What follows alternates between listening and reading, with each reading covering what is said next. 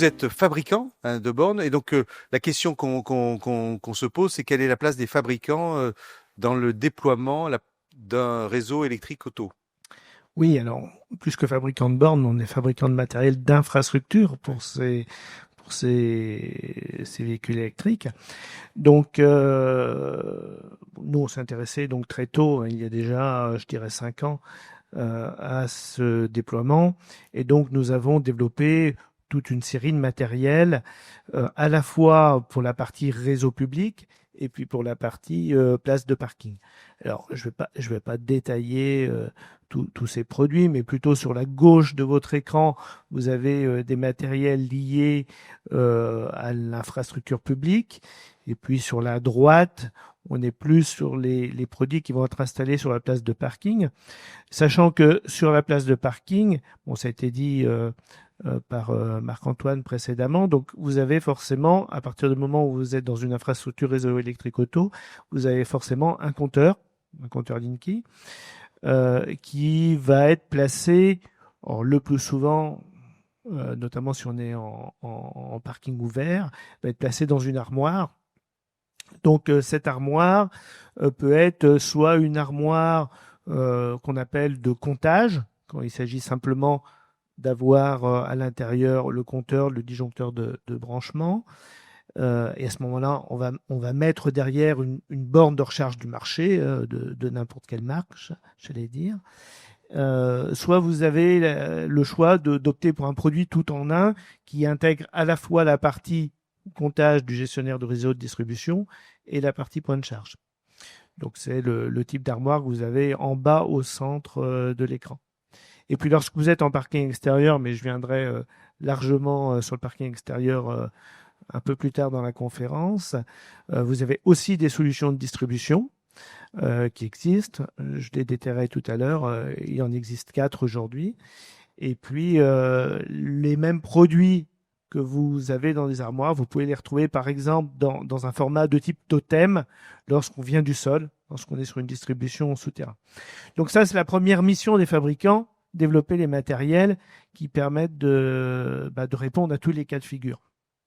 Alors, deuxième mission qu'on s'est assignée, c'est aussi de développer des outils de configuration parce que ces matériels, non seulement il faut les poser, mais aussi il faut calculer les sections de câbles.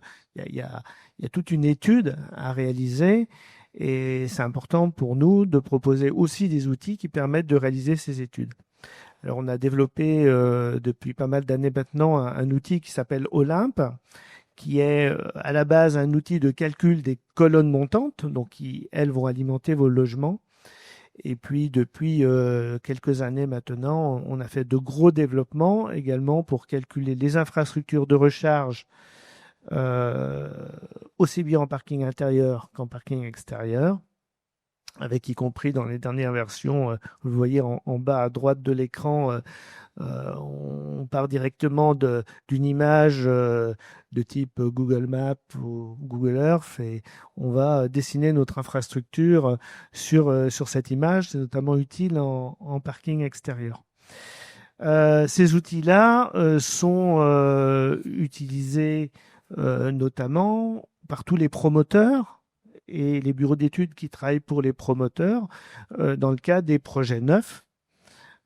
Puisque dans ce cadre-là, le maître d'ouvrage de la construction doit remettre au gestionnaire du réseau de distribution une étude avec tous les matériels, toutes les sections de câbles, etc. Et enfin, autre apport qu'on a pu avoir concernant ce développement, puisqu'on s'y est intéressé très tôt, c'est-à-dire on avait une certaine avance sur la connaissance de tout ce qui a pu être évoqué jusqu'à présent. Et donc, on a mis en place des formations pour accompagner la montée en compétences de la filière. Donc, aussi bien sur, par exemple, le rôle du mandataire. On a une formation qui s'appelle Accompagner une copropriété dans un projet IRVE. la plupart des gens qui sont ici sur le plateau sont passés, j'allais dire, entre mes mains pour être formés il y a déjà quelques années. Enfin, sauf Enedis, bien entendu, qui a encore une avance par rapport à nous dans le domaine, naturellement, parce que c'est Enedis qui définit les parcours. Mais sinon, nous avons formé un nombre important d'installateurs. Donc ça, c'est le volet plutôt organisationnel. Et puis, au niveau des produits, cette fois-ci, nous avons aussi d'autres types de formations pour permettre aux installateurs de gagner du temps dans l'installation des produits pour qu'ils soient le plus performants possible. Et tout ça, ça contribue aussi au développement des infrastructures, à l'industrialisation du process. On va montrer des exemples avec vous, Didier, sur les parkings extérieurs, hein, parce qu'il y a plein de solutions techniques finalement maintenant. Oui, tout à fait. Donc, c'est aussi pour répondre à une préoccupation d'un de nos auditeurs tout à l'heure.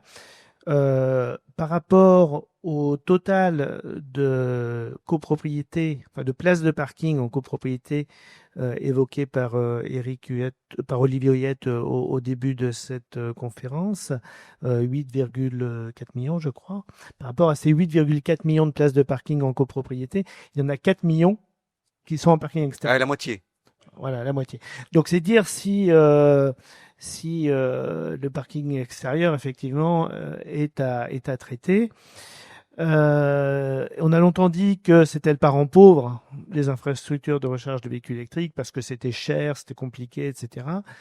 On peut dire aujourd'hui c'est plus le cas puisque en fait il existe, rien que dans la solution réseau électrique auto, il existe 4 types de solutions techniques différentes. On va les voir dans un instant. Et puis les opérateurs ont leur propre solution également.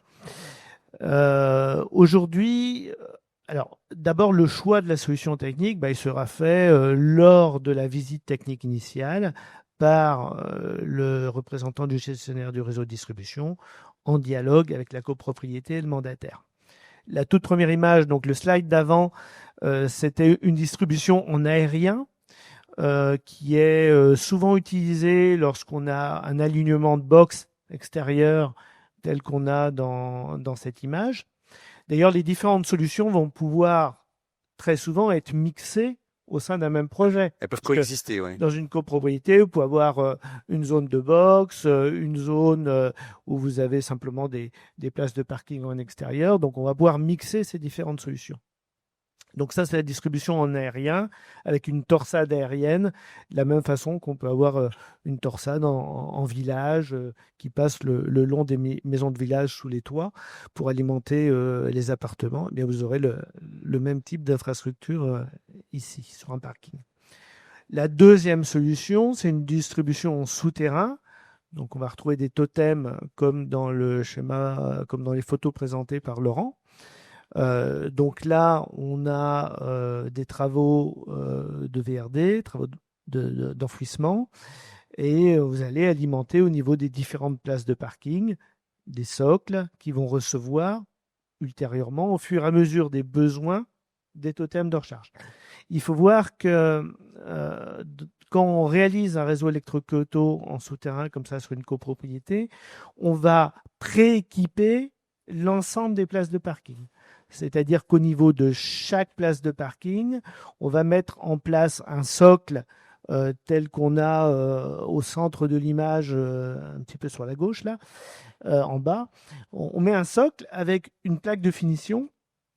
Et lorsque, plus tard, le propriétaire de la place de parking voudra équiper sa place d'une borne de recharge, on viendra simplement démonter cette plaque de finition et mettre un totem à la place. C'est-à-dire qu'on n'a pas besoin de faire revenir la pelleteuse. Oui. Les travaux on les fait en une fois parce sont faits une fois pour toutes. Oui. Sinon, ça serait très onéreux de revenir à chaque fois, de tout casser. Ça donne la même souplesse qu'on peut avoir en parking intérieur, où on a un câble qui passe au plafond du parking, on se raccroche sur le câble. Et bien là, c'est pareil, on a fait complètement le prééquipement et on vient simplement mettre des totems quand on en a besoin. Troisième solution, c'est une distribution en caniveau. Bon, c'est encore peu usité à l'heure actuelle, mais ça existe néanmoins. Donc là, on a des câbles qui sont non pas en aérien, non pas en souterrain, mais qui sont au ras du sol, dans des caniveaux en matériaux composites. Alors, c'est une solution à implanter dans des cas bien particuliers parce que l'inconvénient d'un caniveau, c'est que par exemple, ça peut bloquer l'écoulement naturel des eaux sur un parking. Mais dans une zone telle qu'on a sur l'image ici, ça peut être une solution rapide à mettre en œuvre et relativement économique. Et puis enfin, une quatrième solution qui se développe beaucoup, qui va être intermédiaire, on va dire, entre le caniveau, l'aérien, c'est ce qu'on appelle la distribution en élévation. Cette fois-ci, on a une distribution dans une goulotte qui est surélevée d'environ 60 cm par rapport au niveau du sol.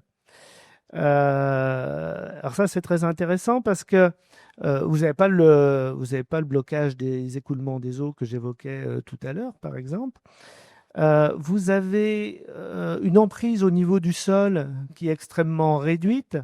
Là, on voit ce système placé, donc, j'allais dire de façon autoportée, c'est-à-dire vous avez des pieds espacés d'environ 3 mètres. Donc, l'emprise au niveau du sol est juste au niveau de ces points de fixation de ces pieds. Donc, ça vous permet de l'installer sur des zones végétalisées, comme sur l'image précédente, sans endommager les racines des arbres. Et puis, c'est également une solution qu'on peut trouver sur mur, comme ici. Donc, image de gauche, vous l'avez sur un mur relativement haut. Image de droite sur un muret plus bas, avec chaque fois des solutions techniques pour venir implanter vos bornes de recharge. Avantage de cette solution aussi par rapport au souterrain, c'est que on a une emprise au sol qui est beaucoup plus faible. C'est-à-dire que vous prenez moins de place sur la place de parking. Si vous avez un mur, si vous voulez avoir une desserte en souterrain, vous n'allez pas pouvoir creuser immédiatement au pied du mur parce que vous avez les fondations du mur. Donc il faut creuser un peu plus loin. Et du coup, vous allez prendre facilement 70-80 cm sur la place de parking. Ce n'est pas toujours possible. Alors que sur ce type de système, en fait, la goulotte est placée vraiment à proximité immédiate du mur. Et donc, on prend beaucoup moins de place, on gêne beaucoup moins les voitures au niveau de la place de parking. Et puis, dernière image, c'est une solution qui est j'allais dire composite, qui se met en œuvre un petit peu comme un Lego. Vous avez des angles. Alors là, sur l'image de gauche, c'est un cas Il y a un artiste là qui un peu tordu, j'allais dire, un peu. Voilà, mais c'est pour montrer ce qui est possible à l'extrême. Là, on a vraiment changé de niveau. On monte plus haut sur le deuxième mur. Et puis, sur l'image de droite, là, on est sur un muret. On est vraiment au-dessus du muret. Vous voyez, il y a tout un tas de possibilités de fixation de ce type de solution. C'est pour ça qu'elle est de plus en plus adoptée parce qu'en fait, elle répond à plein de cas de figure.